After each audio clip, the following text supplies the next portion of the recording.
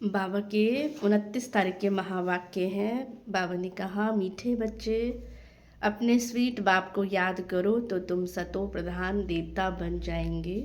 सारा मदार याद की यात्रा पर है। प्रश्न है, जैसे बाप की कशिश बच्चों को होती है, वैसे किन बच्चों की कशिश सबको होगी? उत्तर है, जो फूल बने हैं।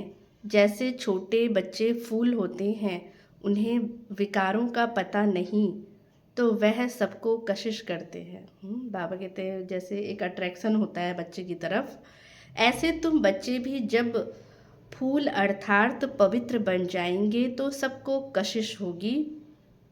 तुम्हारे में विकारों का कोई भी कांटा नहीं होना चाहिए। तो बाबा के जैसे जैसे रूहानियत आएगी, जैसे जैसे पवित्र बनते जाएंगे, तो बाबा कहते हैं फिर क्या है, दूसरों को कशिश होगी।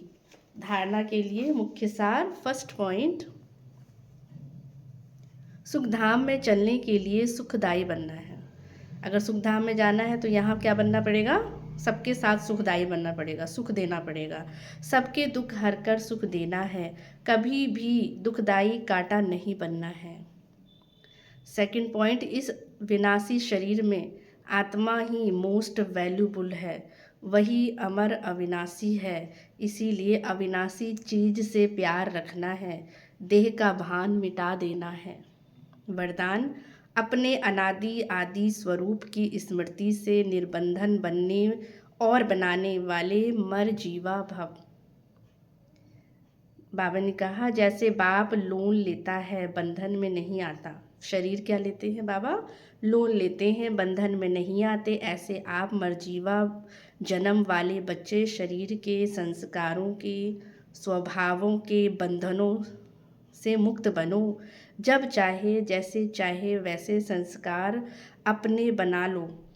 जैसे बाप निर्बंधन है, ऐसे निर्बंधन बनो। बाबा कोई बंधन में नहीं बनता। अगर बाबा भी बंधन में बंध जाए तो फिर वो निर्बंधन कैसे होंगे? दूसरों को बंधन से कैसे निकालेंगे? तो जैसे बाबा है वैसे बाबा कहते निर्बंधन बनो। मूल वतन की स्थिति में स्थित होकर फिर नीचे आओ। तो कोई चीज़ बाबा कहते हैं बुद्धि जाएगी नहीं, फंसेगी नहीं, अनासक्त भाव रहेगा।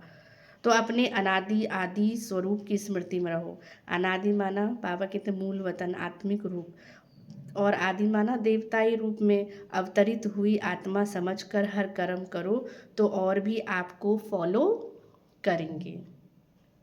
स्लोगन है, याद की वृत्ति से वायुमंडल को पावरफुल बनाना, यही मनसा सेवा है। अच्छा, ओम शांति।